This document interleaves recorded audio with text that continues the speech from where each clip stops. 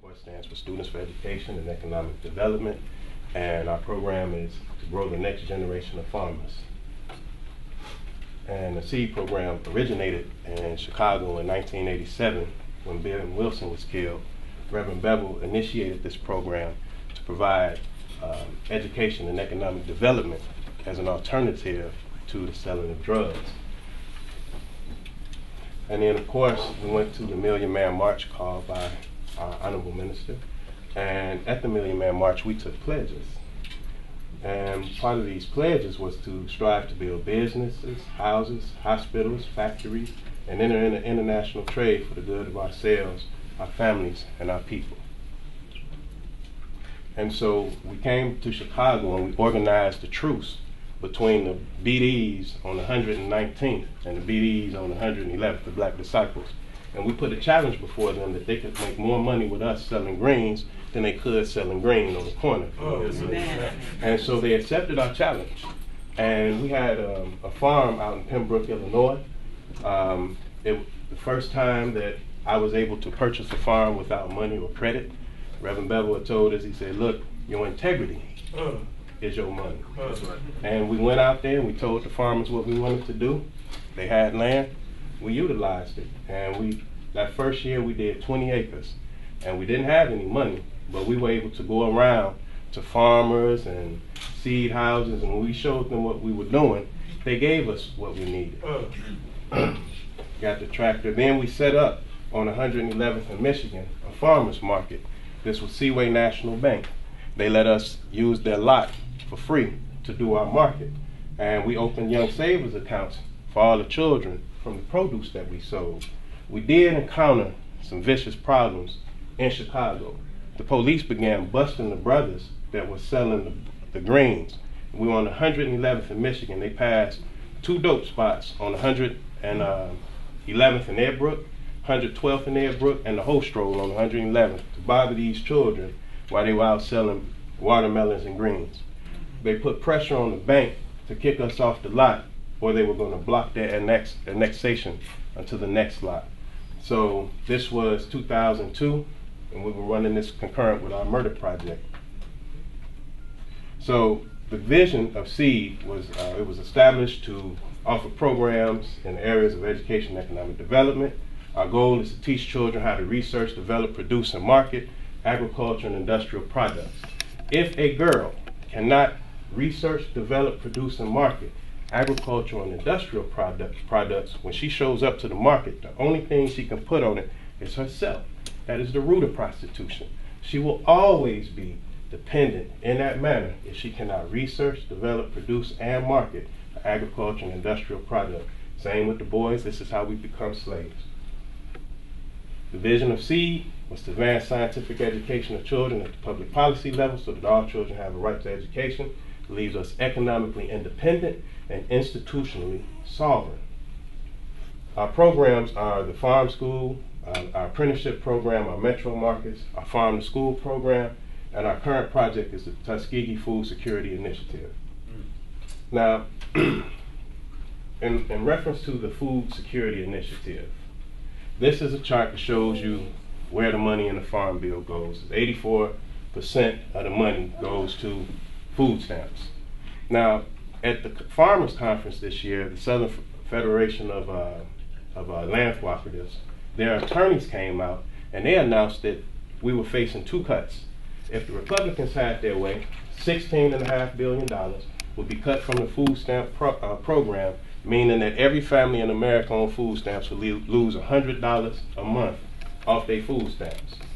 If the Democrats had their way, they would cut, I think, $2 billion, and that meant, $6 billion, and that meant 2 million families would lose $100 a month off their food stamps. Now, I know none of you good people on them, but if you know anybody that is on food stamps, by week 3, you at 0. All your food stamps get spent. If you cut $100 off the food stamps and you're not making it now, you pushing the people into criminal behavior. Because when she cry, you gotta go get it. Now, one of the things that we pointed out to the farmers at the conference who were arguing over whether the Democrat or the Republican was right, if every family in America loses $100 off their food stamps, that's terrible. But if 2 million families lose it, that means $200 million a month is leaving the community. Now that money is spent. That is not to help useless eaters. That goes right to the small grocery stores, small grocery markets. So Walmart would be fine, but Piggly Wiggly, Kroger, Calhoun's, all them, they're shut down. So essentially what you had is people saying, well, these people said drop us off a plane, they are enemy, but these people say push us off a building, they are friends.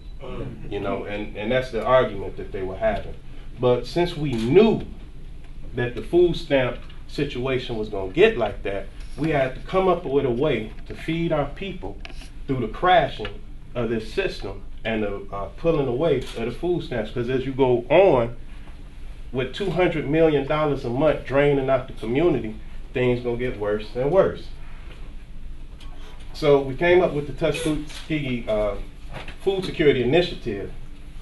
We had to map this out because they had two arguments going on, I think, between the World Food Summit and the World Health Organization. One was arguing that food security was a global issue. The other one was saying that food security is a national issue, but it's neither. Food security is a local issue because you can't secure my food from Australia and ain't nobody thinking about us in DC. They are not discussing how to feed Negroes in Tuskegee. So it has to be a local initiative. And food security exists when you have seed sovereignty and a seed bank, when you have local growers growing sustainably, when you have agribusiness, when you have a distribution network, when you have food processing and storage, when you have the preparation of new farmers, when you have food management for families, that's how to eat to live, when you have food hygiene, when you have crisis planning, when you have agricultural land trust. And so we took the opportunity that was available to address all of these things. Now, you spoke last night to food deserts, and most of Macon County and Tuskegee, this area, are food deserts. Now, there is a perverted argument being made by the RAND Corporation, the weapons manufacturer, that food deserts is not a correct term. So in other words, they're saying, well, look, we did the research and we found that if you put a Whole Foods in the middle of the ghetto, Shaniqua's still gonna buy her baby Flaming Hots.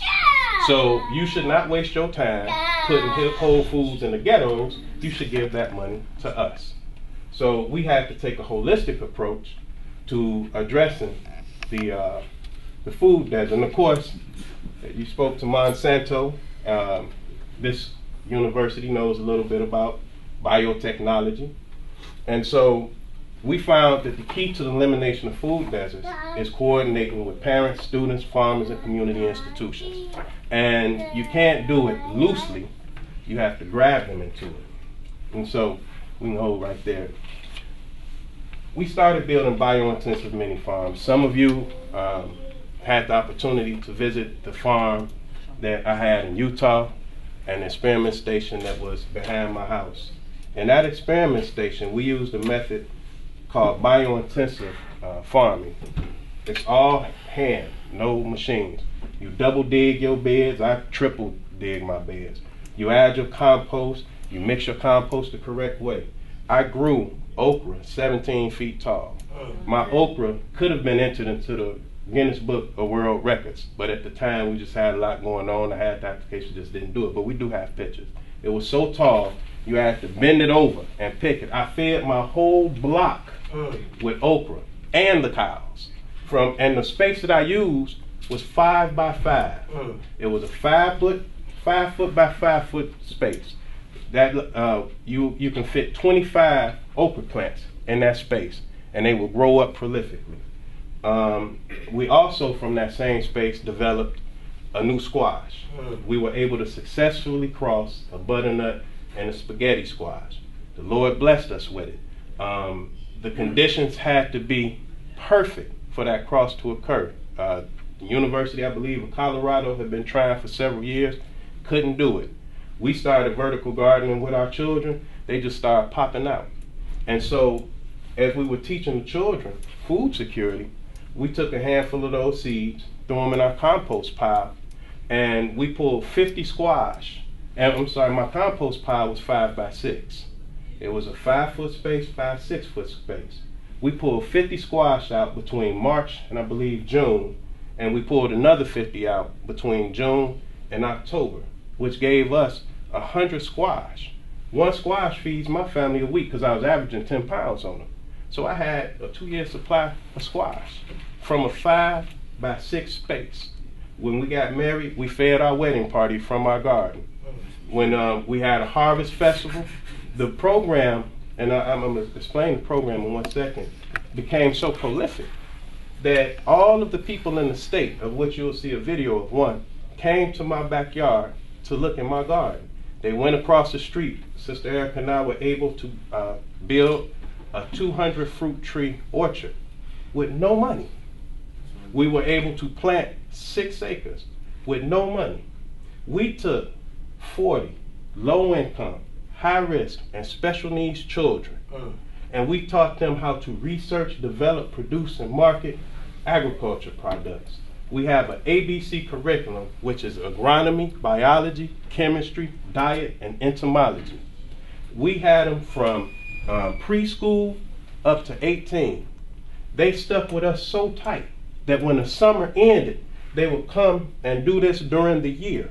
And they kept a fall garden going. Then Alabama allows an extended season. They planted through the winter. They planted Brussels sprouts. They planted broccoli. They did plant collard greens. We down south. We working with them. But we took these children, and let me tell you, I'm going to say that because we got pictures of it. Our program culminated in us opening 40 Young Savers bank accounts. The banks was beating down our doors for these children. They all want a footprint in the black community. There is none.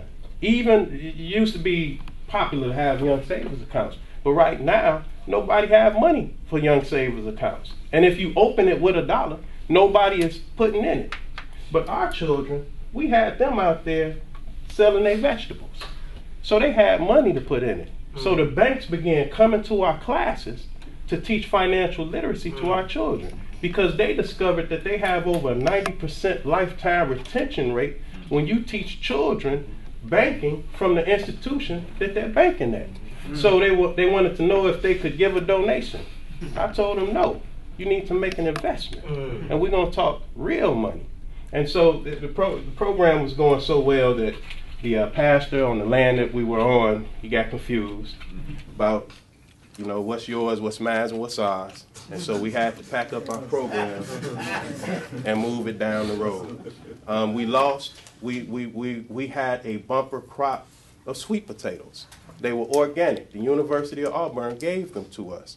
We were the only people in that area that had a bumper crop because of the drought. But let me tell you, when you have 40 children who know they're making money, they go out and water each plant individually. They don't need rain, and they don't need irrigation. They made it happen. I had my children out in the field from 7 in the morning. Not out in the field in my program, it was 7 to 4. But they would go out in that field from 7 to 10 every morning. Even on the days when the temperature was raising up to 106, these children went in the field. They came out before it got too crazy. And from 10 to 11, we had intense character development using the 8 Steps of Atonement process. From 11 to 12, they ate lunch at the local school. From 12 to 3, we broke them up to middle school, elementary school, middle school, and high school, and that's where they did their ABC curriculum at. 2 times a week, we had business class where they learned that business is base, equipment, and supplies, pay your labor, expand, and improve and expand. And that's what these children began doing. It's a little out of order, but that's okay. The Tuskegee Food Security Initiative is what we're here to discuss with you today. We took this initiative to the local school board, and we asked them for 3 schools to run a pilot project teaching or demonstrating how you could establish food security for your whole community using a high school, a middle school, and a grade school. They liked the program so much, they asked us back the next day. They had all of the administrators in the room, and I ran through the program again. They asked us to pick up the entire school district. They said you can't leave these schools out in the rural areas. We taught them about the fall of America. They say we want to get in here. That was Mrs. Brooks, or Dr. Brooks that you met last night with the other board members. The Food Security Project works like this. You take a high school, a middle school, and a grade school. You establish a bio-intensive mini farm on their campus. A bio-intensive mini farm is a 1 acre farm.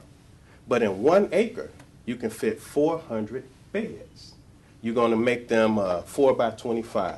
You're going to hand double dig these beds, which are compost, et cetera, et cetera, et cetera. With this 400 bed farm, you're going to split your harvest 3 ways. You're going to take the first third and you're going to establish a food bank at the local schools. When that Tuscaloosa tornado hit us, it tore up everything. And when we went out the next day and the people were just walking around in the daze. And I realized that they were walking around in the daze because they had nowhere to go. The homes were destroyed, the cars had trees on them, and the roads were blocked. So they normally take everybody to the school. So the people went to the school, but they didn't have nothing to eat. They had to wait for the roads to be cleared. The schools, the public schools, are normally used as a shelter during disasters. So you should have a food bank at the school so that people in the shelter don't have to wait for it to be brought out. It should be right there where they can eat it. And then you rotate it out. When it gets old, before it gets too old, you rotate the children, take food home. And we redo the food bank. The second third of the harvest goes for their marketing. It's my helper here to make sure everything's straight. It goes for their marketing. Now, a lot of people chase Walmart. You heard them talking last night, Whole Foods, et cetera, et cetera. I don't think that's a good idea. I don't think it's a good idea even to be necessarily shipping food here and there. I understand people like it. My school district has 2,800 students. That's 2,800 meals per day. The Department of Defense pays for the school lunches. So you can take an organic product that you have problems selling in the hood and have the Department of Defense pay for it for the children to eat. So you're still feeding your people. You sell it straight to the schools. Then the children are eating the food they make. So we have problem students. Greg, raise your hand. This is Greg Ruffin. He was an apprentice in our program. He worked with us on Bishop Edwards Farm. We had a young man who used to cut himself, you know, and he was a behavior problem. But with our character development process. And then when the young man realized he was a producer. See, you can take Tyrone and he a problem because he's been told all week that he ain't just like his no good daddy. But when Tyrone walk in the lunchroom and you eating his broccoli, right? Then he can go online. He can go online and check his bank account. You can't tell Tyrone he ain't nothing no more. Then when you give Tyrone the opportunity, now that's the marketing. The third portion of this harvest, we set up what's called dinner and a movie night.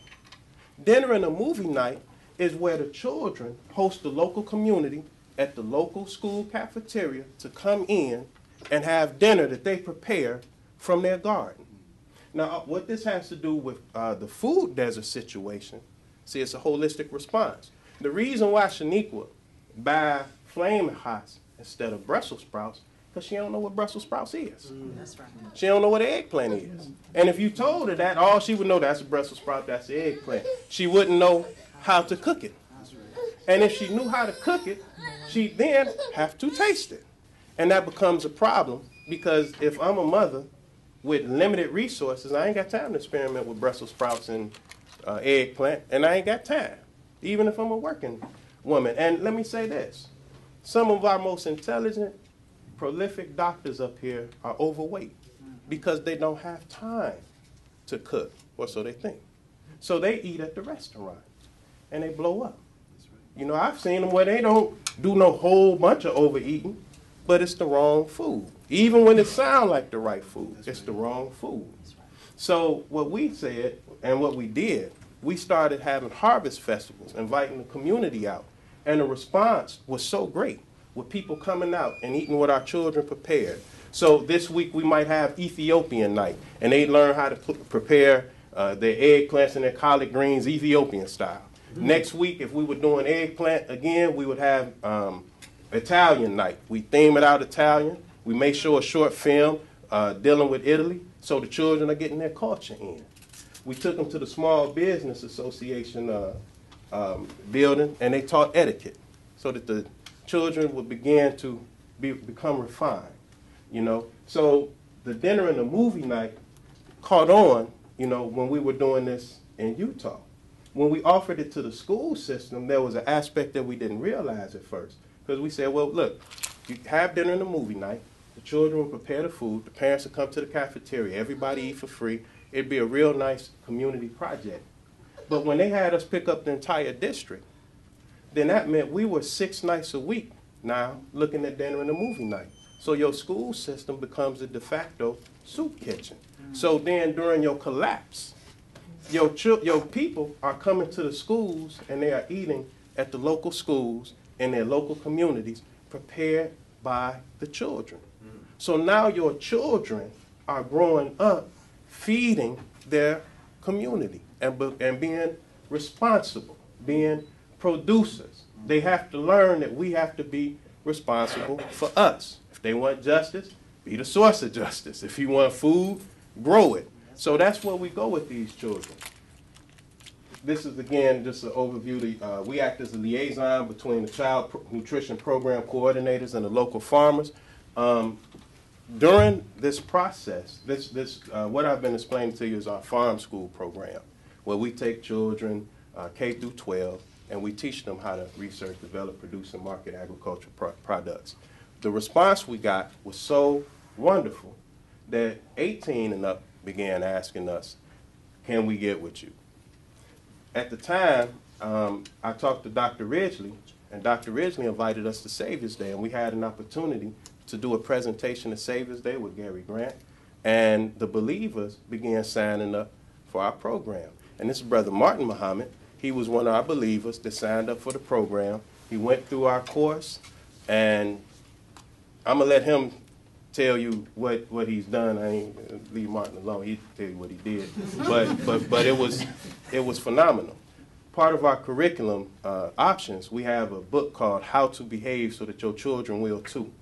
And it has a chart on how you have to show how you're going to improve your relationship with your children. We ran the brother through the curriculum. He wrote a letter to the court. The judge cried as he turned them back over to us. And he had just put 2 people in jail before that. After I left Savior's Day, I went down to the what was it, the Black Belt Economic County Commission or what have you, and I made the presentation for them. These were upper level government officials for the state, state reps, mayors, et cetera, and I ran a program to them. And I told them to give me your men that's in prison. I told them that Muhammad makes men. If you give us your men, your trash, we'll give you back men that will make contributions to the society. They wanted to know how many I could take and when I could take them. So they're not scared of us in that manner. Some are, but they want us to take our people if we are ready to take our people. And so we're ready. We ready. Give them here to us. Yes, ma'am. So this was our farm school program, just an overview curriculum, project-based curriculum, meaning that the children actually work and learn by working. Junior Master Gardeners course, they all become certified Junior Master Gardeners with the state. My wife's certified to certify. We have a strong character development program. Our character development program is really what makes it. It distinguishes it from anything else. You send me the ones you don't want, just send them here. We got you. Hands-on farming and gardening, arts and crafts, business and marketing. We took field trips. Now, are the field trips on here? Okay. We brought in guest speakers from around the world. We did financial literacy, and of course we opened up bank accounts. So let me say the children raised all the money for these kind of programs for themselves because we didn't have any. And we didn't take the money from their harvest. That's their money. So they made this money. They took field trips. They came to Tuskegee. That's one of the ways we're able to establish a relationship with Tuskegee early. We took them to Auburn. We took them to the different farms. Yes, ma'am. And these are our children. She's testing her soil. She's testing her soil. She's going to tell you what the pH value is of that soil and what you can grow in that soil. It's hot outside, but she ain't tripping. She got her little handhold called a cobra head, and she is making sure she gonna have something to take to the market because she like her paper. This is us in my backyard agriculture experiment station, and we were teaching the children how to harvest seeds. So part of our program is you have to have a seed bank. We know we're at war with Monsanto. So these children, I mean, one plant, one fruit will give you enough seed to plant your garden. These children, we had just a whole area just for harvesting their seeds. And they created a seed bank for themselves, which makes their program self-perpetuating. And these are the children learning how to cook. You know, many of them did not know how to cook. But when you begin teaching children how to cook, then that frees the parent up too. See, because then when they're at home, you know, and you thinking you have to run home for work or they cook their own food and cook you dinner too. And we had the children doing that. They like to do that. The children have to feel like they're part of the family because they bear the family's problems and burdens. So give them the opportunity to fight for themselves. Every child you know got money problems at home. If you give them the opportunity to make money to address their own problems, you got them. And you got to be able to compete with the dope man. I don't call programs that say summer enrichment if the children broke when they start and they broke when they end. That's not summer enrichment. You playing with people. This child here, this is a girl, one of our top bug catchers. They began catching bugs for entomology, and then they had to put them in they had little cages and jars. Then we had books. They had to find these bugs and identify them. And it was important because they're growing with no pesticides, no herbicides. So they had to learn to grow around insects' life cycles. They had to learn to grow plants that repelled other plants. They had to start learning about the companion plants and relationships. So if you plant tomatoes, plant basil with them. That's going to help them grow. You know, so they had to learn all these relationships. And these are our children. Bonnie Plant Farm, we started a relationship with them. We used to be able to drive up on their warehouse and load up and drive off with not a problem. They changed administrations, so we had to get our donations but they liked the program, so they give us donations and they would repot their stuff. The year that we did this, these children planted 4,000 tomato plants. They planted 4,000 pepper plants. They planted 12,000 sweet potato plants by hand. This is what children should do during the summer. Don't be scared that you're going to hurt them. No. And then when they know they're making money, try to keep them out the field. You will find them outside watching. Just when it's going to grow. They want to see this thing blossom. The children learned how to make a rudimentary plow. Sister Erica has wonderful curriculums. Now, this is our trip to Auburn and to Jimmy Durbin Farms. Jimmy Durbin is a millionaire peach farmer, among other things. He has 500 acres of peach trees. When he saw our children and saw what they were doing, Mr. Durbin cried. And Mr. Durbin matched us for every box that our children brought. Mr. Durbin gave them a box of peaches. And we set up farmer markets, roadside stands, from Demopolis all the way to Tuscaloosa. And we kept it going. They credited us with reversing the food desert. This was with just these children here. You know, low income, high risk, special need, grew up in the apostolic church, wasn't doing nothing particularly. And this was the effect that they had in our program.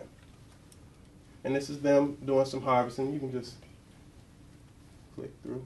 And we also taught them how to construct mini hoop houses so that they can extend their growing spaces. One of the beautiful byproducts of this program is that the children began building gardens behind their homes. So they would come home from our farm school and go build gardens in their backyards. Then some of the children wasn't into growing fruit, vegetables, and et cetera, so they started doing flower gardens and landscaping the front of the houses. In one season, the whole block transformed. When you drove down the street, they do it for the old ladies, et cetera, et cetera. I mean, it was beautiful. All my girls got to know how to work power tools. They got to know how to work power tools, because they cannot be, you know. Yeah. Yes, sir. And this is some of the arts and crafts that Sister Erica put together. They learned their arts and their colors and everything, all in relationship to the program that they were doing, which makes it easier. They retain it. Now up here, they actually created a value-added product. They wanted to know what to do with all the herbs we were growing, and we didn't have any presses to make oils. So they made bath salts. They took baking soda, Epsom salt, and the herbs and mixed them and sold them at the farmer's market for $1 a piece, and really did well. You know, you'd be surprised. This is one of their business marketing classes. The children had to learn how to negotiate with one another to create a product. So one had orange juice, the other had oranges, this one had marmalade. They made commercials. They had a blast. In our program with the schools, one of the advantages you have when you have entire schools involved is you can do international trade, or you can teach international trade by having the students trade their products. So you can purposely not grow something that you need for your dinner and the movie night. In order to make their dinner happen, they have to negotiate with 2 or 3 other schools to make it happen. And I think that will help prepare them for the global market that's waiting for them. And she was a caterpillar, y'all. Now she a butterfly, and that was their program. But man, listen, your children are precious. That's right. Your children are precious, and they're beautiful, and they love farming. That's right. They love to grow. That's right. They love it. If you just give them half of a chance, you won't be able to pull them out the fields, because they making their money, and they enjoying themselves. Look, this is manure tea. That is a little girl in a dress without gloves on. She is pouring manure tea, and you can't stop her. She makes manure tea, because when she poured the manure tea on the plants, they grow faster. So don't bother her. Right. Let her do what she's doing. See how he way over here? Don't bother her while she pouring her manure tea. That's leave alone. Now the universities all get fascinated, and they all come out and they lend a hand. You can always count on the professors to come and lend a hand. They want to be involved with the children, but don't necessarily know how or have the platform to get involved with the children. When you present a platform over the summer, when they're free, they will come out and they will teach your children. I mean, I got to tell y'all this. There's a doctor, I was hoping he was going to be here tonight. I think he had a class today. And we were talking about our program and how we had separated biology, chemistry, etc. He got excited. He's a soil scientist. He said, see, the approach to the sciences, to the medicine and all these other sciences is all wrong. These are integrative sciences. And he started explaining how they use new methodology to test the soil. So it used to be you take the water, put it in a slide, and he found out that they were killing 99% of the microbes that were in the soil. When they started using DNA methods to extract the soil, to do the soil testing, they found the other 99% of the microbes. So it made everything we knew or thought we knew obsolete.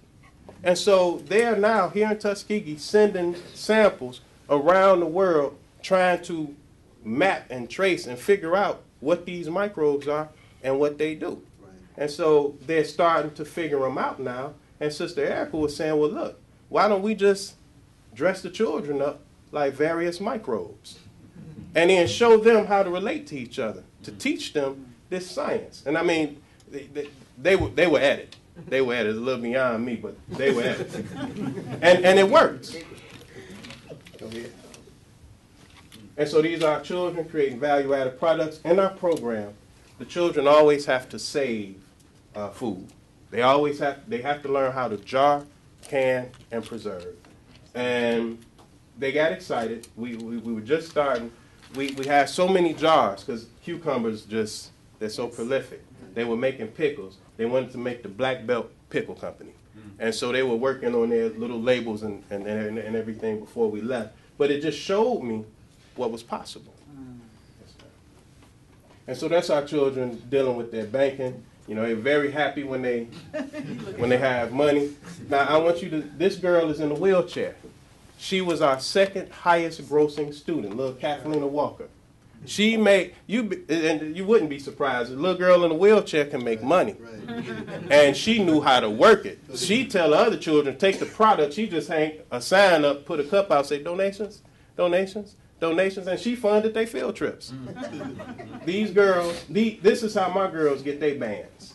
They wrap their little hundreds up, they got their big smiles, this is the manager of the bank, they have a relationship. After 3 years, you have children with a relationship with bankers, store managers, the community. They all in the same business. They got a bank account with money in it and the world in front of them. You setting them up to be successful. Now, another part of our program that we started was what we call our neighborhood route. And we're still trying to get our little red wagons. But you let these children take their product for door to door, particularly in the elderly communities. See, because when Tyrone walk up to, you know, Miss Bankhead's door, and she won't talk to him unless he pull up his pants. He want the money, he gonna pull up his pants. Right. He gonna, yes ma'am, no ma'am. Because he is trying to sell Miss Bankhead some organic tomatoes at a better price than she could buy the corrupted ones at the local grocery store. And so that works really well. Yes, ma'am. This is Malcolm Speller. You might remember him from the Final Call days. He, old school Chicago. He is part of Brothers Without Borders. He travels around the world. He's a food engineer. And he came to our program. He stayed with me 3 or 4 days, and he taught class. And the children loved it. Now they know that besides being a farmer in agriculture, you can also be a food engineer. And there's a wide variety of things, but we don't want them to get too far from the soil. Yes, ma'am. And that's them. They took a field trip to the University of West Alabama greenhouse. We take them to all the universities. This is my favorite. It is beyond compare. This is them learning how to prune. This is Ron Sparks. Many people from Alabama may know Ron. He's the Director of Rural Development. He is the former Agriculture Commissioner. Do you have that? Yes, ma'am. Just let you hear what he adopted our program.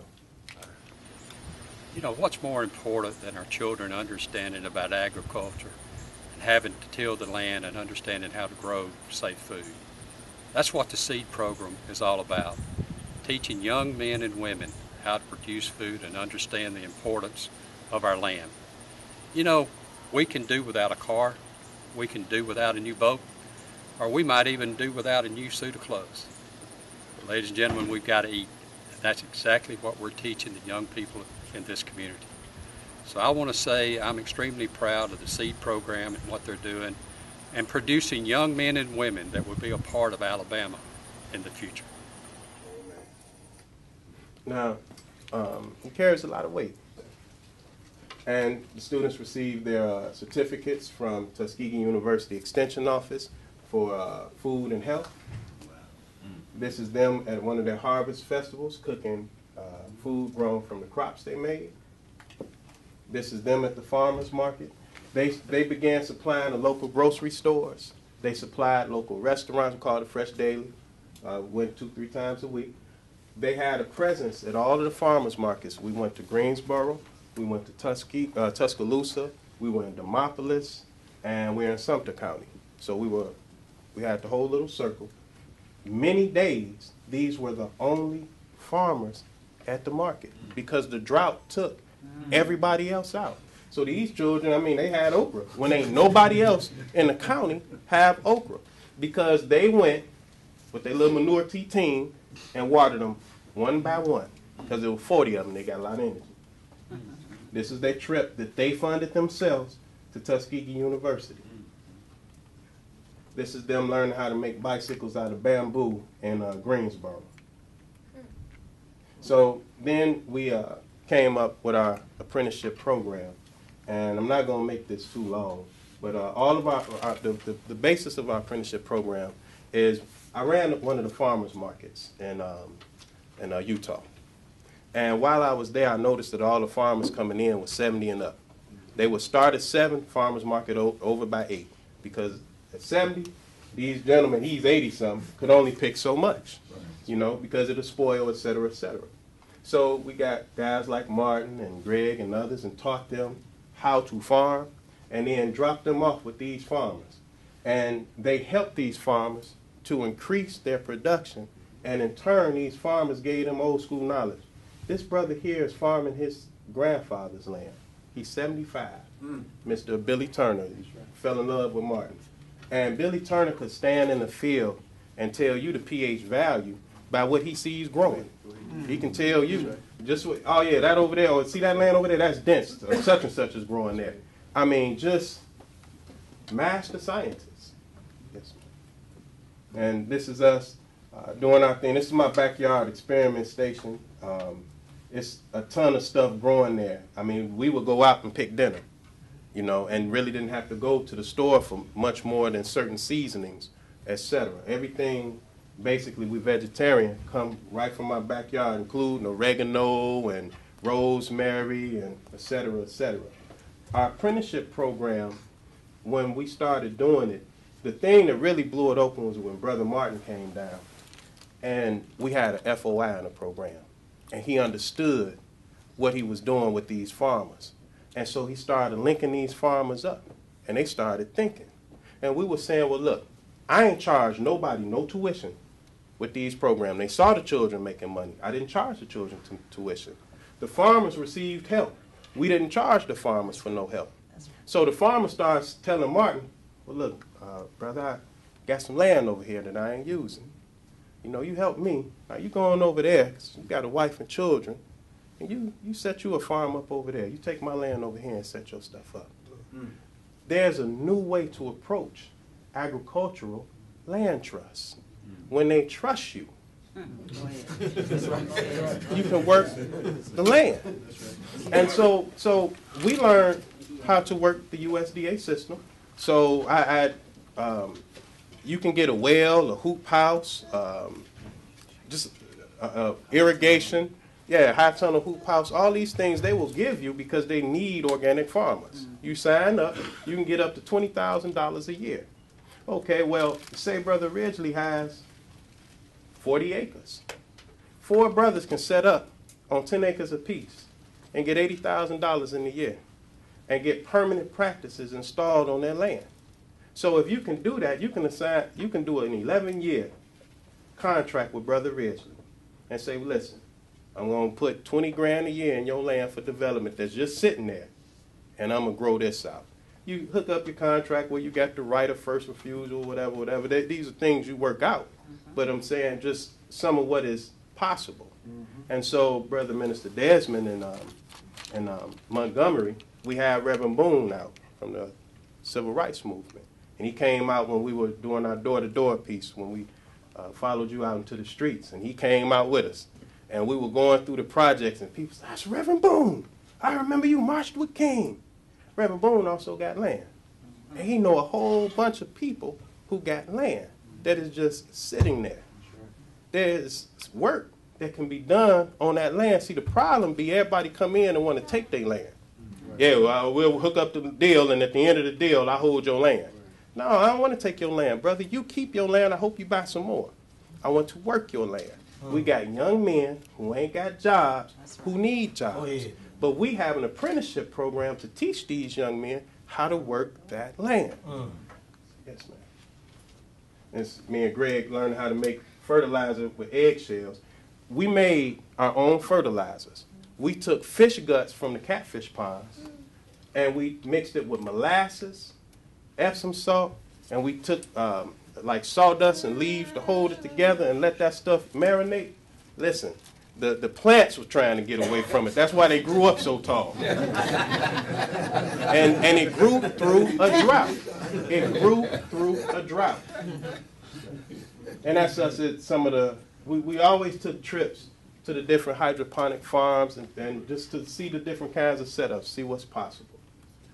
And that's our young man who we grabbed out of the prison. They picking crook neck and straight neck squash. This was one of our fields. We had an orchard over here, and then behind this barn we had another 6 acres that the children had planted. So we tried to keep things compartmentalized. And that's me digging up sweet potatoes with one of these old-fashioned plows. We just wanted to see what it do. This is a brother, Willie Horn, old follow the messenger. He got a closed, sustainable system off in the cut. He growing pigeons for his meat, et cetera, et cetera.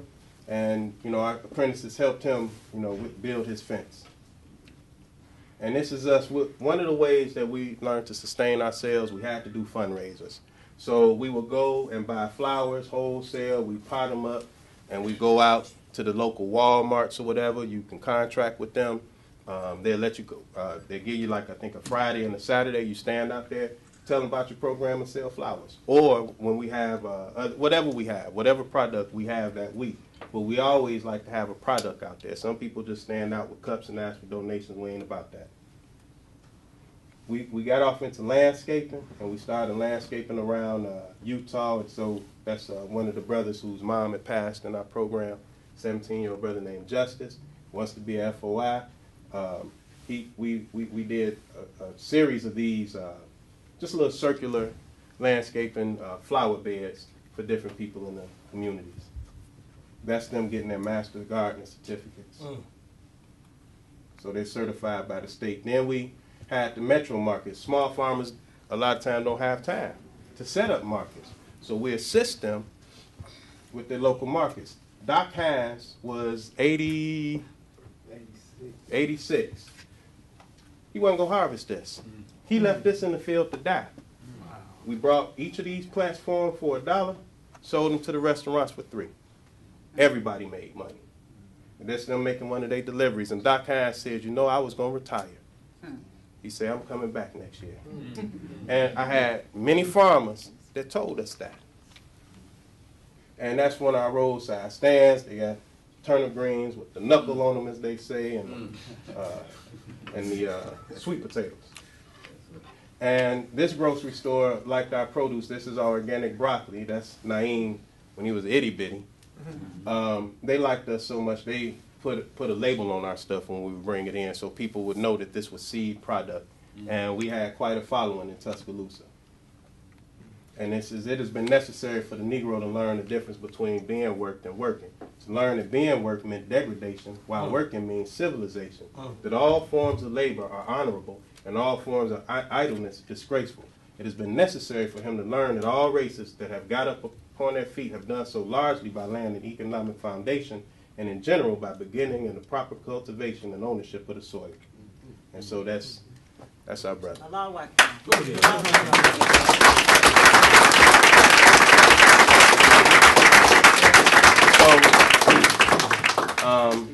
We also have with us today Bishop McDuffie. I thought I said Bishop Frank McDuffie. Bishop McDuffie is the headmaster of the Laurinburg Institute. I invited him here because his grandfather was on the board of Tuskegee for Booker T. Washington. Dr. Washington trained his grandfather and his grandmother in a normal school, and they walked from Tuskegee to Laurinburg, North Carolina. They set up a school there and began teaching. Grandfather passed, it passed on to Bishop McDuffie's father. During the time of Brown versus the Board of Education, the people came in and said, well, you know what?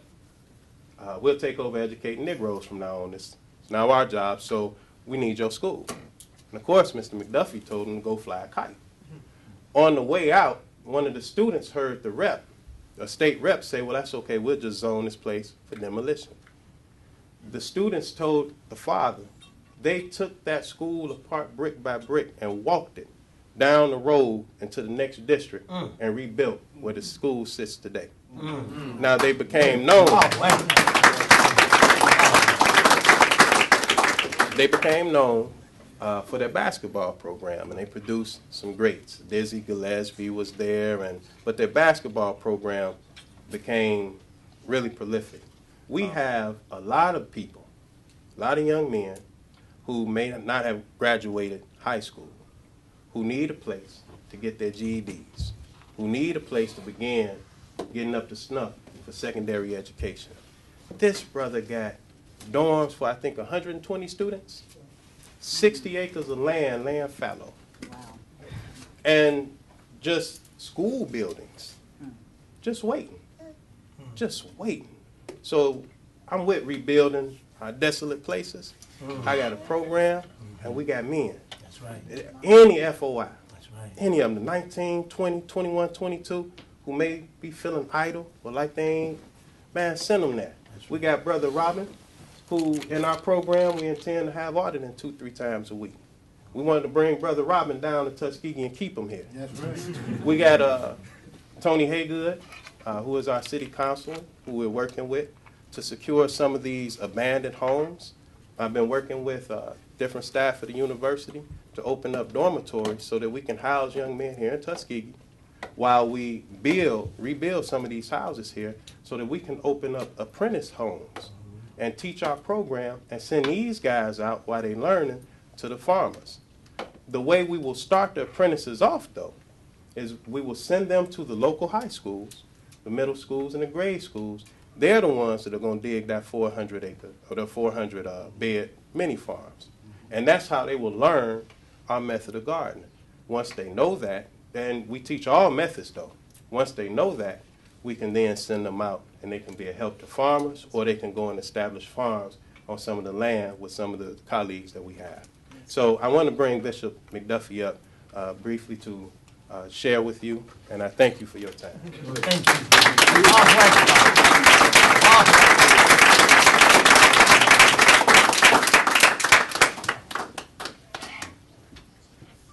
Good morning, sir. Good morning. Good morning, sir. First of all, thank you for having me here, Brother Scott, Sister Erica. I bring to you greetings from Laurinburg, North Carolina, the home of Laurinburg Institute, this nation's oldest historical black private preparatory school. And I could have made a better comment than Mr. Scott made. There's no way I could do a better job. I would just field any questions that you may have, but I do want to share that we receive students from around the world. We have regained our accreditation. There's a tragic mistake that you make in being good at what you do. 6 years ago, we decided, I have my staff in my office, all 7 of them. And I said to them, we're going to play for the national championship of the United States in basketball. And they didn't laugh right in front of my face. I am the president of the school. But as they walked up the hallway, I heard them laughing.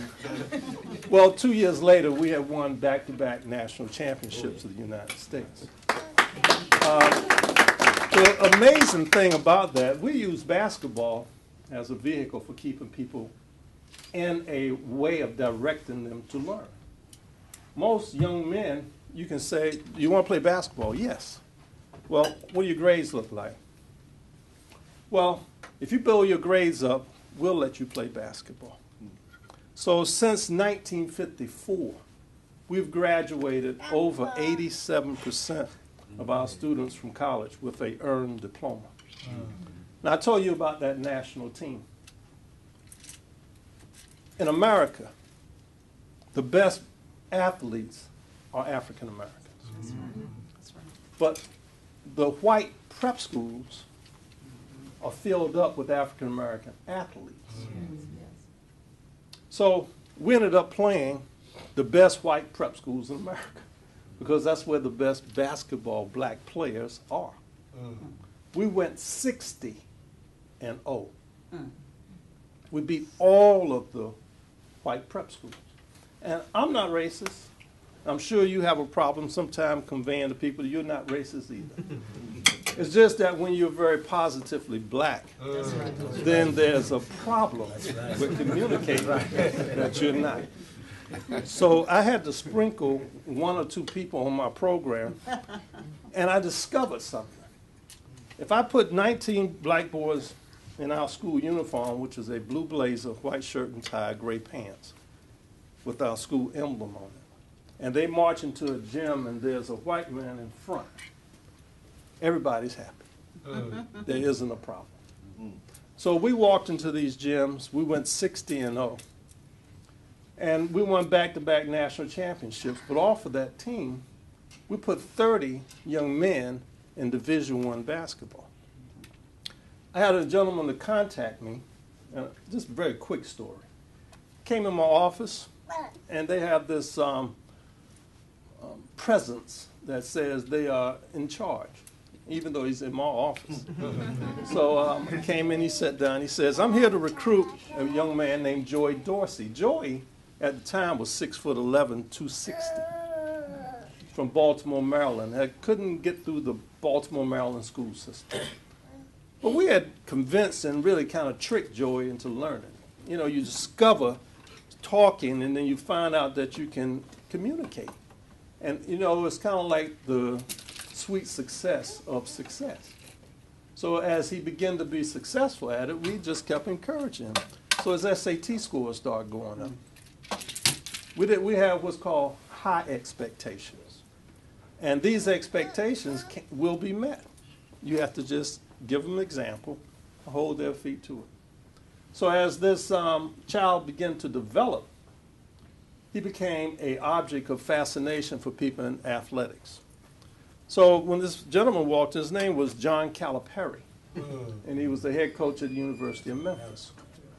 Their record was 108th in the nation. We had just won back-to-back national championships, so we were number one.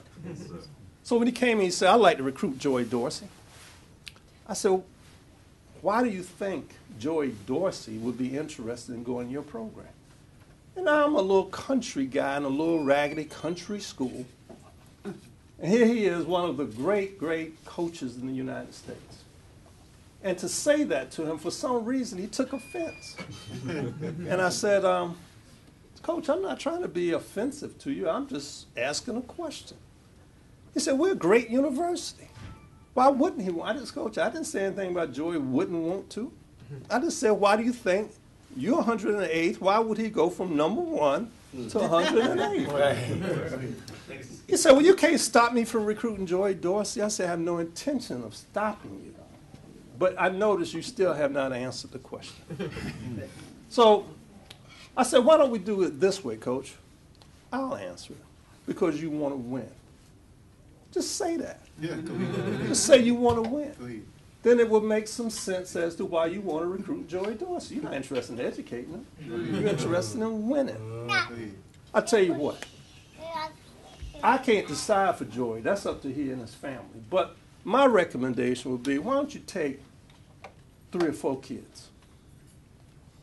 Then maybe you won't have to be 108th. Well, he ended up taking 7.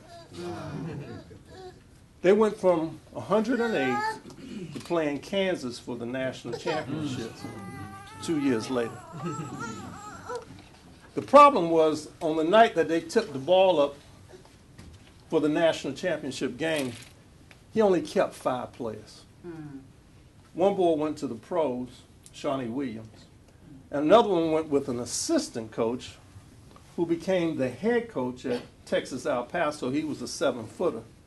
So he took him with him to build their program around. So he lost 3 points, and they lost the national championship by 1. I said, Coach, that wasn't a good decision. I sent you enough people to win the national championship. Well, what happened next was just unbelievable. Laurinburg Institute's academic records is received by every college in the United States.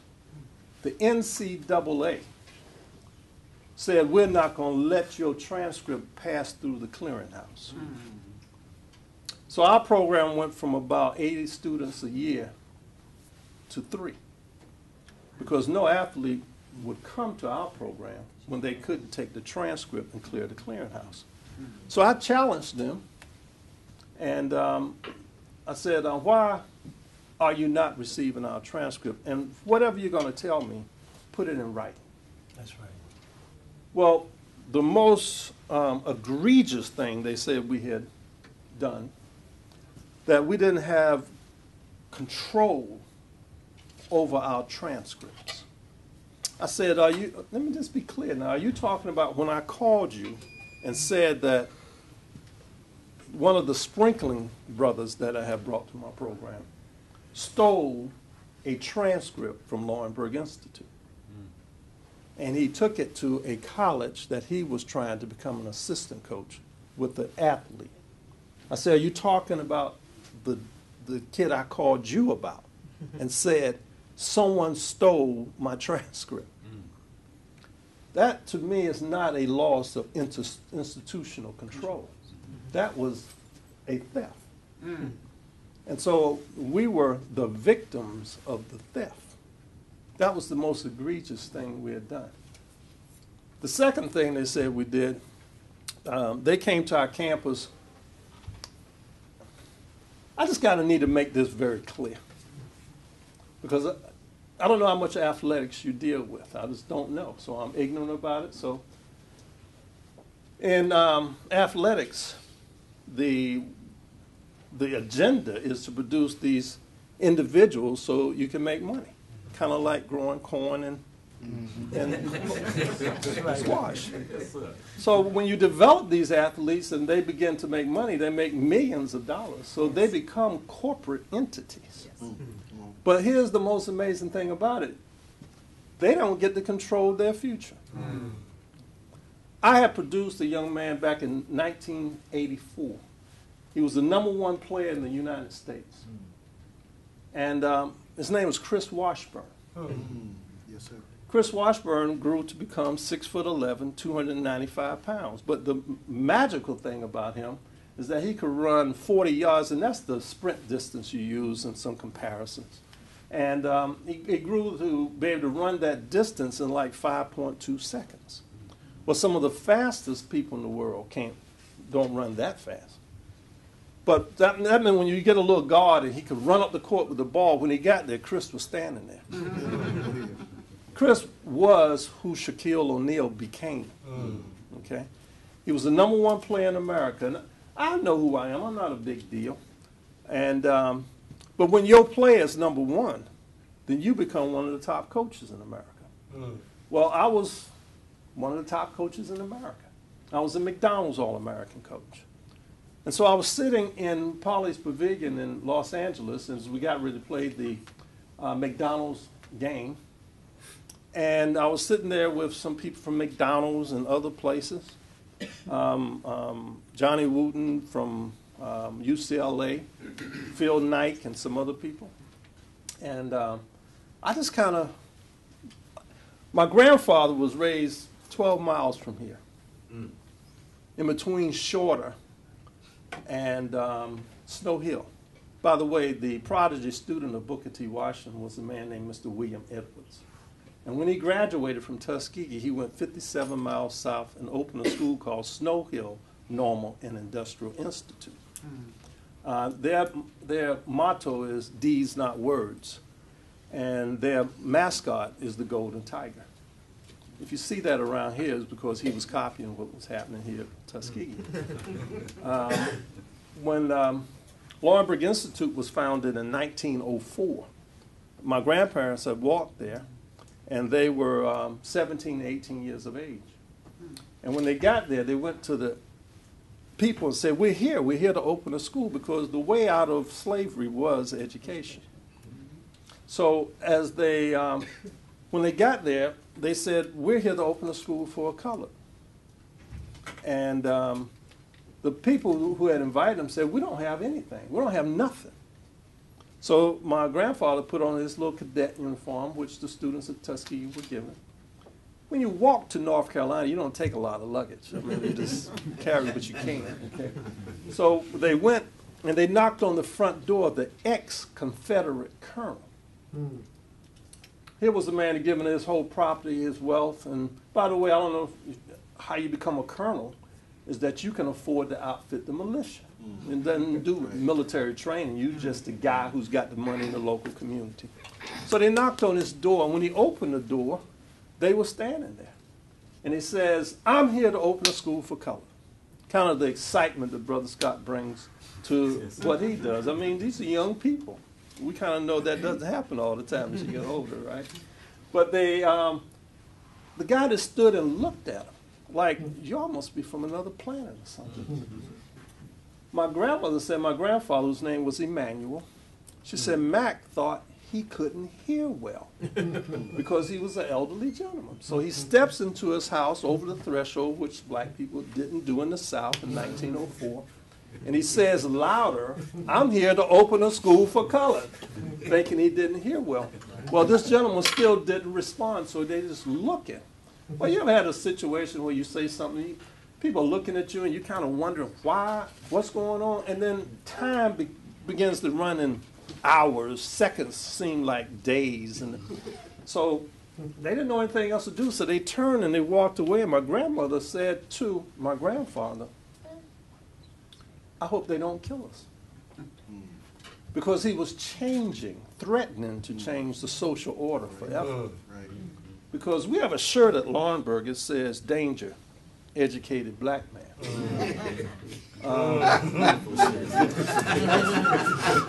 The impact of this change would change forever the reality of that part of North Carolina. Laurinburg is 5 miles from the South Carolina, so our impact was both North and South Carolina. So as they walked away, they said that, and fearful, a few days later, Captain Billy McLaurin of the Confederate Army came over and told them to get on the back of his buckboard.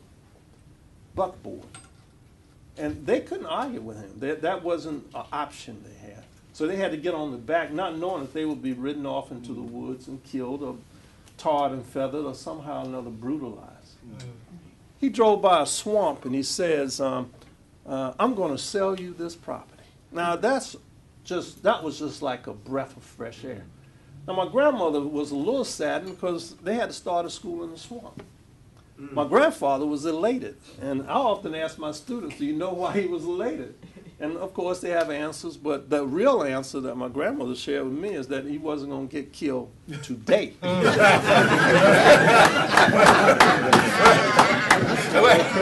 Starting in reality, you know. When you're not going to get killed today, Go ahead. That's right. It's a good day. That's a good day. So they went in the swamp, drained the swamp, cut the trees, and started school. And she said they formed a building. They didn't build a building. They formed a building. Well, out of the swamp, our people came, out of the woods. So they enrolled 15 students and started school. And so from 1904 to today, we have survived. Our people walked away from us in 1954 with the concept of integration. Civil rights was what I walked out and got bit and sprayed with water because we were competing. That was the agenda of civil rights. Integrations was a measurement of how far away from black people you could get. So that was what I was raised to believe. So I'm sitting in 1984, and I'm going to get through in 3 minutes. Take your time, Bishop. And I've got this #1 player, and I'm sitting around this desk, eating in this restaurant. And I just asked a question that, I don't know, I think I threatened people. I said, when are you going to figure out how to pay the players? As one of the so-called young dynamic coaches, I had oftentimes spent time in gyms, and there would be 8, 10 black boys who were the players, but 20,000 other people surrounding them watching them play. 20,000. And everybody is making money. Everybody. The coaches, the colleges, the people selling hotel rooms, food, clothes. I mean, the parking attendants, everybody's making money. But everybody that, but the people who everybody came to see were the only people who weren't allowed to make any money. Now, as I sat there with 20,000 people, I began to think, now this looks a lot like slavery. Exactly. It just kind of has that spin on it, you know? So when I asked the question, when are you going to pay the players? I had an E.F. Hutton moment. The entire restaurant went quiet. And honestly, I didn't ask that question. My grandfather did. It came through me. And I kind of looked around and said, well, who made that statement? who said that? Because I really didn't want to be that guy. Yes, sir. But when you have the #1 player and you're one of the top coaches in the country, it's amazing how fast the mic can get into your mouth. And then I had this challenge. Do I stay with my statement? So I stood with it because it was true. And that became one of the riveting statements in the NCAA. I made them mad at me. I don't know if you saw the report, but they're going to make $1 billion in this one season. Wow. Tournaments. They're going to make $1 billion. And none of those boys are going to benefit in it. And there's something morally wrong with that. Question the morality, and you'll have a problem. Challenge, though, the money, and you'll get killed. That's right. Come on. So they wanted to close Lawrenceburg. I told you we faced 2 issues, and I'm going to be through in 2 minutes. The minister said I could go ahead, but I do respect your time, okay? But the second issue was they came in, they said, your integrity of your program is not forthright. I said, what are you measuring that by? They said, well, your teacher started teaching and didn't call the roll. I said, what class was that? They said, yours. I said, how many students did I have in my room? They said, 8. I said, how many were present? They said, 8. I said, well, that was maybe something I maybe should have called the roll, but I realized everybody was there.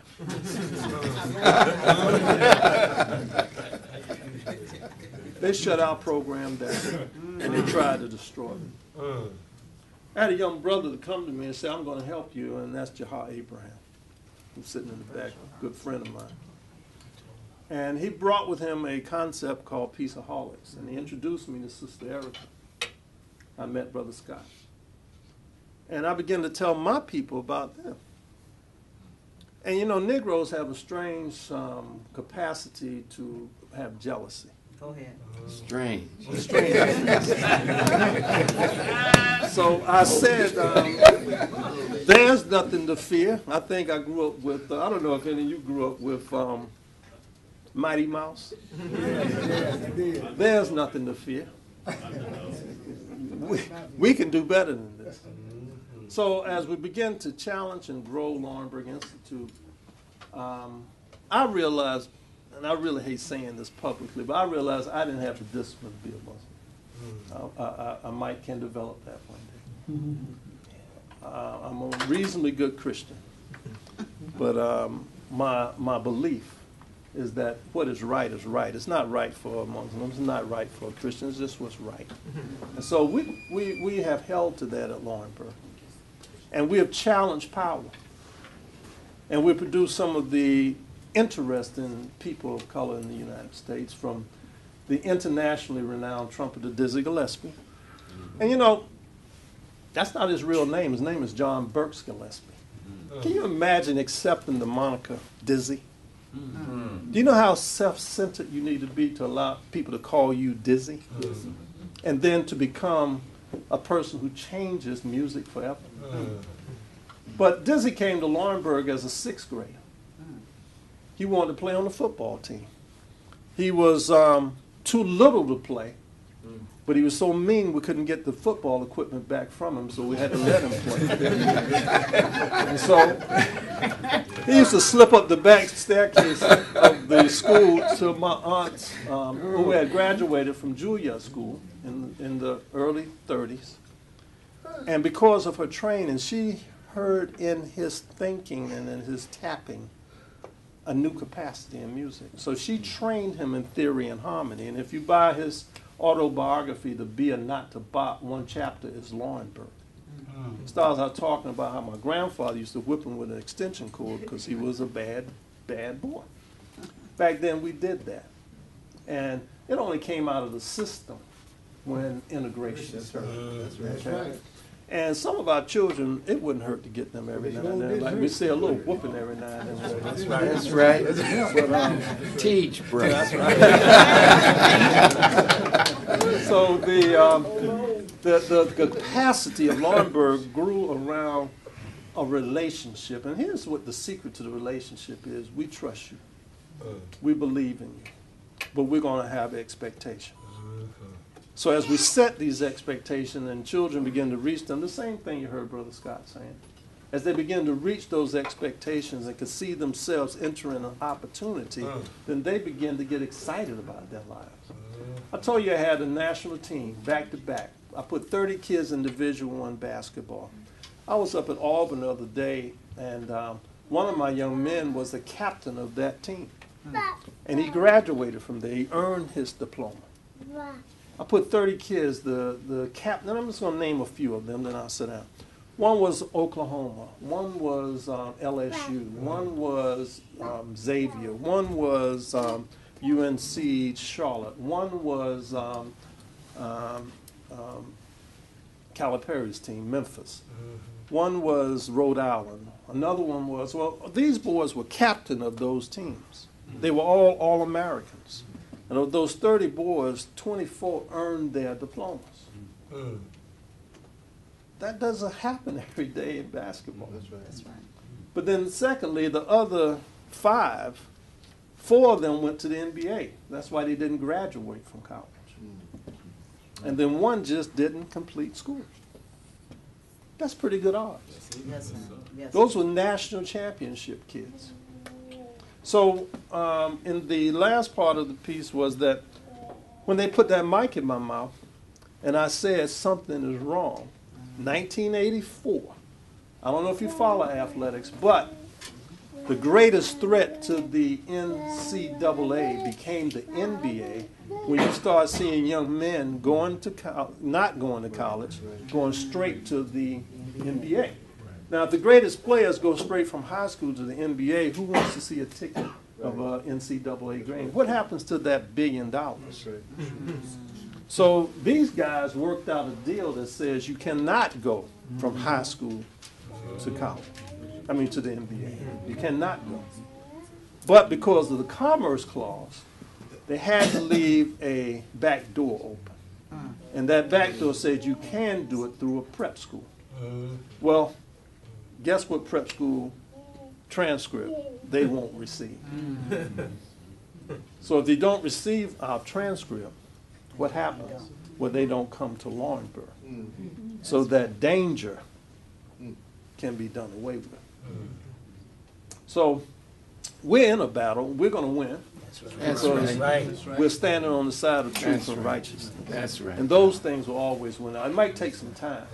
But I will welcome any young people that you have that would like to come to Laurinburg. Laurinburg is nothing different than what you guys are doing. It's nothing different than what Booker T was talking about. It's nothing different than W. Boys.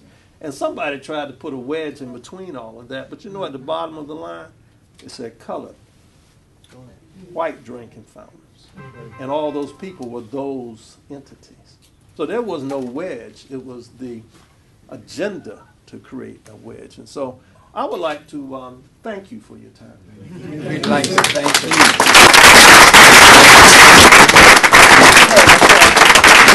Was there a question? Does anybody have a question at all? Any question? I'll share one more thing. The first man of color in the Western Hemisphere to be head of a nation state is one of our graduates, He grew up to become the premier of Bermuda, John Swan. He was knighted by the Queen and a member of the British cabinet. John Swan, when he retired, was brought to the United States by the U.S. State Department. And they asked me, they said, would you come up and meet John Swan, who's one of your graduates? I said, yes. And as I was getting ready to go into his residency, I said, oh, wait a minute, hold on. This guy's a head of state. Question, what do I call him? They say, you say, your Excellency. Your Excellency. So I walked in, I said, Your Excellency, John Swan. They said, Bishop, come on in the room, man. They call me Prince. Thank you for having me. Listen, thank you, everybody. Thank you, Brother Minister. I wanted Martin to make some comments about the program. And so you have a 5-minute piece. We don't have to be done to 10:30. We got 10 minutes. If we make, and we, thank you. This is Brother Martin Muhammad. He's one of our senior. Assalamu alaikum. Salam. Praise be to Allah. Man, I just wanted to say that at Dr. Ridgely's encouragement, I came and joined on with Brother Scott and Sister Erica with the SEED program and took up this apprenticeship program. I had just come out of a divorce, and I said I want to do something different. So I came down, I put my hands in the dirt, and I started getting back focused.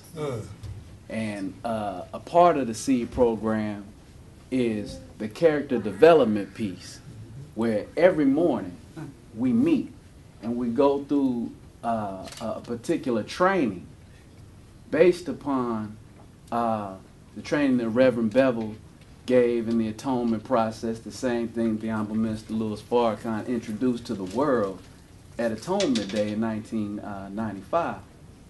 These are things that we shouldn't forget, that we should take into ourselves every day, and we can do things. I grew up, I was born in DeRidder, Louisiana. I grew up in Montgomery, Alabama, right down the road. Upon graduating high school, I went out to Los Angeles, and I got trained by some great captains. You know, Brother Captain Oliver, Shaheed, was taught by Captain Wali, Captain Halim, and through those men, I learned, like what Booker T. Washington is talking about, work. You learn how to work. See, work is a 4-letter word, but we don't have to feel like we're getting cussed out.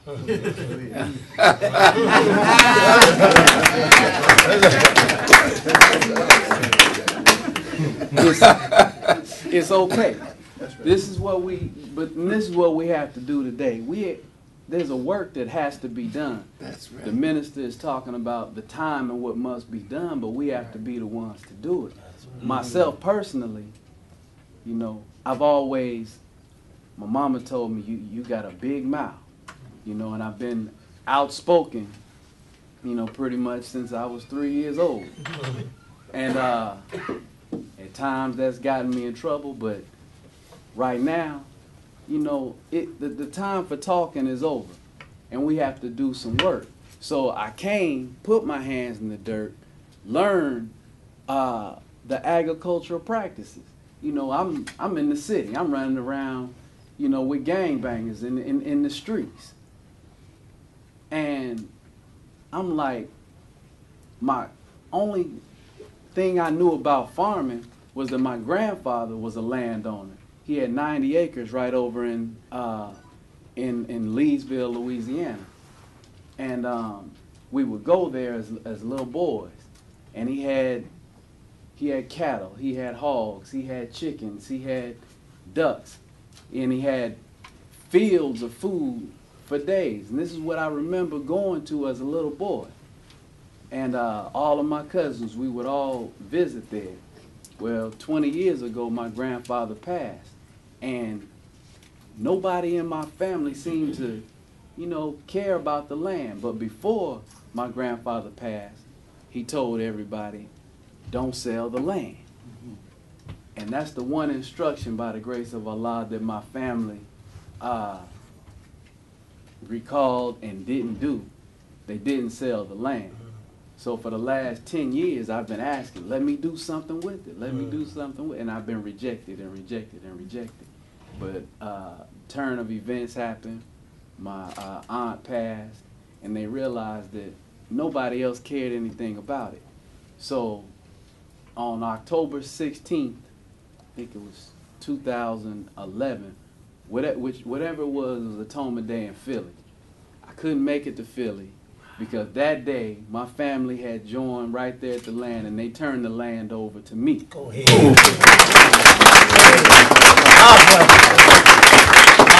And since then, I went up and I started my security company, and you know, it was thriving, but I had to get to the land because it went 20 years being non-productive. So we had to take that non-productive land and turn it into some producing land. So now I've cleared 20 years of growth, 52 acres of it, and preparing to till up that field and plant crops. But what I'm also doing is like with what the minister has urged us to do is animal husbandry. Right now I currently have over 60 heritage breed chickens. Within the next 2 months, I'll have hair sheep. I'll be acquiring some black Angus cattle. I also have some Royal Palm turkeys, and I have Muscovy ducks. So we're gonna have a lot of eggs, and we're gonna have some good meat to eat. But this is what I'm saying. This is the work that has to be done, and you know, we can't talk about it. We got to be about it. And when the people, but it's not an easy thing. When I came back to claim the land, I just want to share this, that the people that were there for over 20 years that have been in the surrounding area, they had been looking at the land. And they had basically laid claim to it, as if it was theirs. The Caucasians had laid claim to it. So when I was there, they were everywhere. They had hunting stands set up. They were all up in trees. And I'm walking around, they jumping out on me. They got machetes and guns and everything else. And they're like, what are you doing here? I'm like, what are you doing here? So that piece is that part where I learned very quickly it's a different breed of politics in Louisiana. You know, this is, you know, so I had to learn this little piece that the minister was just speaking of, that we have to protect what we own. Go ahead, brother. And that's when the Second Amendment comes in.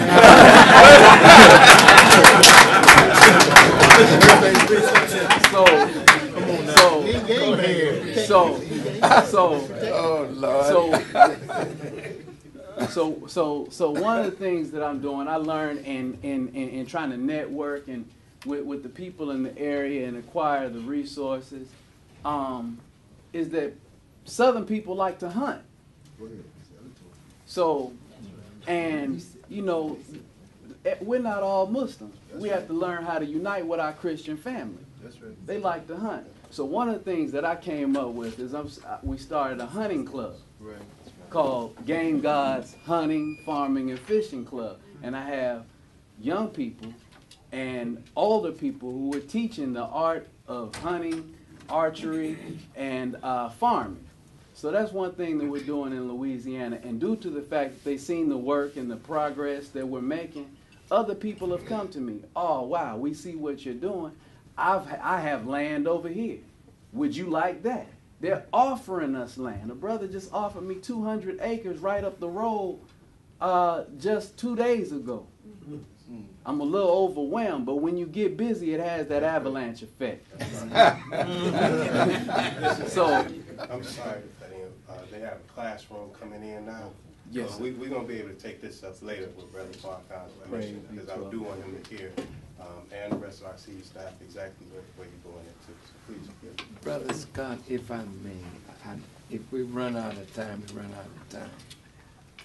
But I'm sitting here inspired by what I heard. heard and saw, and I wanted to make a comment. Please, sir. Thank you. If this is not the time or the place, but there's so much that has come to my mind just looking at you and listening to you and Bishop and Brother. And I think I would feel choked off if I couldn't respond Yes, sir. Please. to the beauty of what I heard and saw this morning. May I please? Yes, sir. To Brother Scott, Sister Erica, and to all of you who are present, Bismillah ar-Rahman ar-Rahim. I don't need a mic. Yes, we're recording. Oh, okay, well, you put the mic here then. Yes, sir. First, I want to say to Brother Scott, I was so inspired by what I heard and what I saw. And I see that God has prepared in Brother Scott and his wife and those with him an answer to problems in the inner cities, and not only in the inner cities, but everywhere I've gone in the world. What you have done with seed can be multiplied 100 times, 1,000 times. And we have to help seed be a national and international entity, because what you've done, you have proved the wisdom of James Bevel and the wisdom of the teachings of the Honorable Elijah Muhammad. And this is the way that Reverend Bevel lives. And his contribution to the rise of our people will etch his name forever in the history of our development. And the last thing I wanted to say, you know, I'm sitting listening, and I was so inspired by what I heard. The thought came to me of what the Holy Quran teaches of what a messenger is to do. See, the messenger is only responsible to deliver the message. Once the message is delivered, the people have a responsibility to act on that message, and the fruit of that message will become a reality. And what I'm seeing here this morning is people responding to the message in the way we should respond. And the words of my brother and great teacher here, we should learn the difference between being worked and working. And so I want to thank you, brother, from the depth of our heart for allowing us the privilege of hearing what seed represents. And I'm sure working with Dr. Ridgely and these young people, this can be done all over America, and the inner cities will thrive. And so I thank you. Yes? They have allowed us to keep the classroom and then move class to another room. Oh, wow. Well, we thank them. I saw in what I heard this morning the answer to the problems that we face in the inner cities and the problems that we found in the Caribbean, where this young man said when he put his hands in the soil, it did something to your mind. Yes, right. And because we come from the soil, or I should say our bodies are made from the soil, but our essence comes from only God. And when these two hook up, spirit and flesh, in a righteous manner, the result is solution to problems. So whatever we can do as the nation of Islam to encourage your work, it will be the fruition of the vision of the Honorable Elijah Muhammad. And so I pray that you will continue and grow, and whatever we can do to facilitate that growth, we want to absolutely back you in what you're doing. Now, to Brother Bishop, is Bishop your name or is it a title? Actually, it's a nickname. My name is Frank, but if you came to Laurinburg and said, we're looking for Frank, they'd say you passed, I'm a junior. So Bishop is what I became. Well, I thoroughly enjoyed hearing you and how this area is really an incubator for national and international development. We came through the Caribbean, and I was talking to prime ministers, heads of government, and everywhere we went, the words of the Honorable Elijah Muhammad came back to me. He said, brother, Allah has gone in front of you and made friends for you all the way around the earth. And I wondered what he meant by that, because why would I need friends? I thought that the friends that Allah would make, he would make them for my teacher, the Honorable Elijah Muhammad. But everywhere we went this time, I met premiers, prime ministers, heads of banks. All of them heard the word from my teaching over these 57 years of my preaching. And now this is Prime Minister so-and-so. This is the head of the opposition. All of them had experienced the teachings of the Honorable Elijah Muhammad from our lips. And now I introduce them to Will Allen and growing power. But you have an element to that that takes it a step beyond. And, you know, Will is really a great, great agricultural giant. And for me, that giant needs to have this kind of hooking up with other giants. And in you, Brother Scott, I met another giant.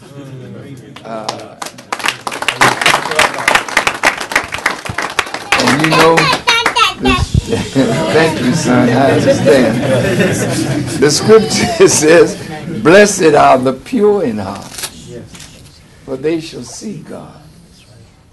And for me, I add a few words to that.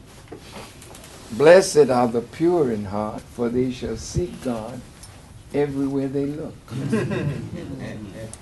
And I saw and heard God this morning in my brother and his presentation. And it's our ability to recognize God in each other that makes us work closely together for the common good. Let me close with this. When you think of a messenger delivering a message, it is like God raising a cloud. He uses the sun and the moon to draw the water up from the earth's surface, and it forms clouds. And then with the winds, he blows the cloud, as the Quran teaches, over a dry, dead earth. And when the cloud gets heavy with water, it comes back to the earth depending on the current of air that the cloud is in. If it's in a warm current, it comes back as rain. If it's in a cold current, then it comes back as snow or ice or hail. So when a messenger of God spreads water, water never alters what it touches. It only brings out what is in. And so that's why a messenger of God is so important to any process, because the messenger spreads the message, and the message is water, and each human being is a seed. And in that seed is what God has deposited in the breast of every human being of himself. And he has never created a human being in which he did not place himself. Not one.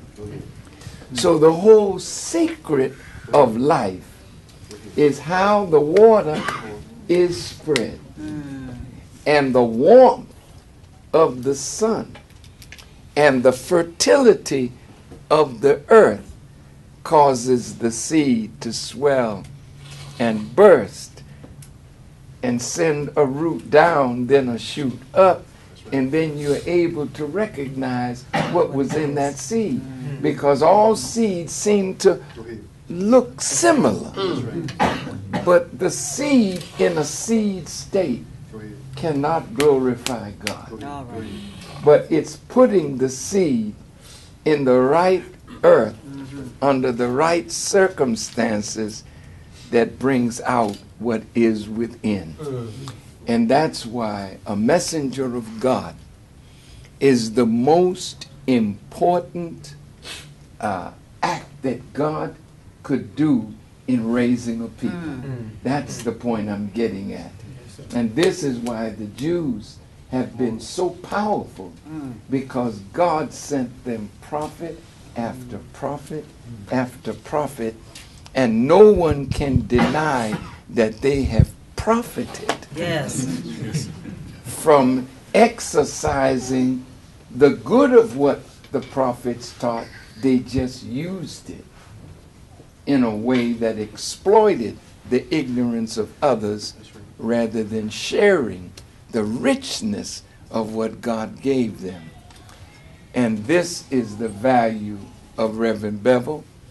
This is the value of anyone whom God has blessed with knowledge, that you share what God has blessed you with like a messenger. And what I saw and heard this morning was a perfect representation of water falling on good soil. And it brought out a Scott Muhammad.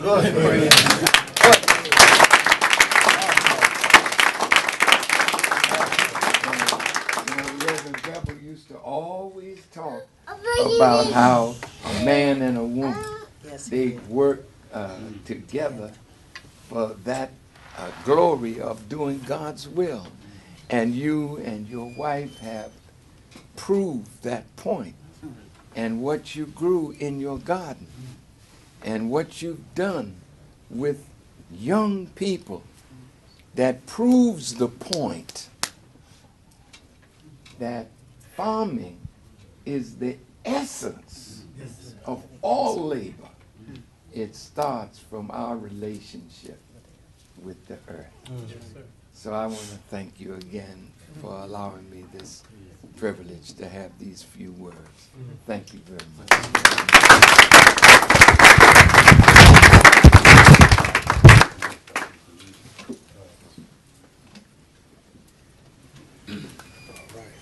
Well, everybody, I really appreciate. I really want to thank you, and thank you for what you did. And while you were saying that, what I was thinking about, I came out to Muhammad University of Islam when you were doing "We Are the Overcomers" series, and at the time I was an insane vice lord. But you know, our Cicero, y'all understand. But I've been listening to the teachings. In fact, I was on my way to steal a car once, and me and a brother that I was going to steal a car with, we were fighting about Jesus. And a Muslim brother came up and introduced me to you with a tape, and we didn't steal a car. And I begun listening to the tapes, but I was still wild, you know, smoking, reefing, drinking, and everything. But what I needed was an example of the FOI. Like I had the teaching, but I needed to get my hand on the FOI, and it was Brother Robert that you raised that took time and showed me the example of what a man is. So I appreciate it, Brother Robert.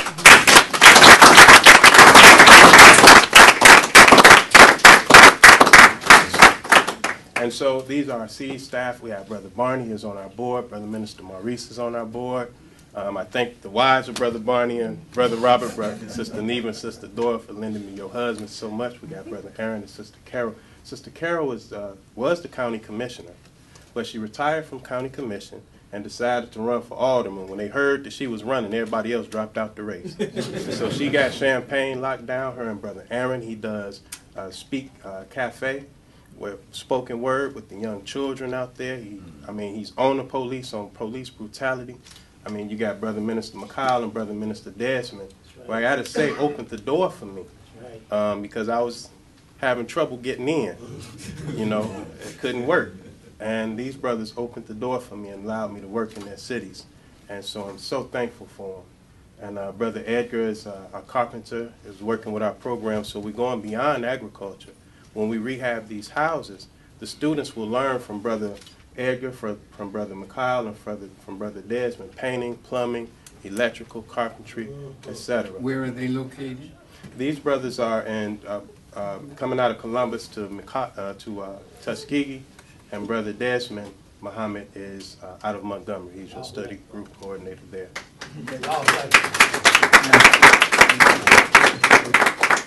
And Brother Amir is a farm school student. I'm sorry. And would you tell the minister what honor you just won, brother?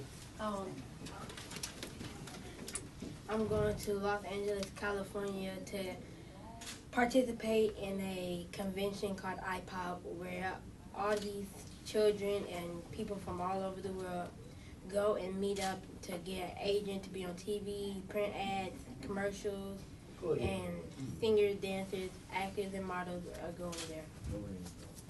And you are going. Mm-hmm. Yes, and what is the role that you are going to play when you go? When I go, what I'm trying to go out for is acting and modeling, and it's not like a role. You just have to say some lines in the script and stuff like that.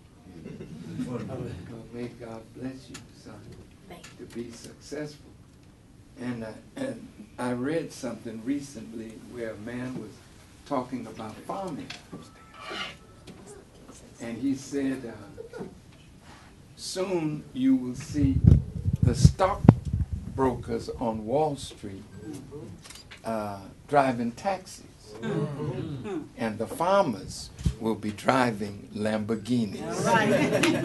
So what you showed this morning of those children with money in their hands, I mean, that is, I got chills just talking about it, because if you had the support in Chicago, it only demonstrates how the enemy is really the enemy. That if the children are growing food and selling and getting away from drugs and offering the people in the community good food. Why would the police stop that? Why would they threaten the bank to get rid of that if they were not our natural enemies? Yes, sir. Yes, sir. And so no matter what you do, just remember this microbial stuff. Yes, sir. You know, everything has an enemy. And if we don't know our enemy, then we'll always end up tricked, deceived. And you have to be able to spot your enemy even in yourself. That's right. So I'm not going to preach. So we're gonna take you to the Legacy Museum. There's a Dr. John T. Robinson is waiting on you. Okay. And I guess it's a private tour. We ain't gonna be able to fit everybody, but we'll break it up. Erica and Sister Sabira can help with more. Sister Sabira, you help with the after effects round. Go right this way. Thank you. Thank you.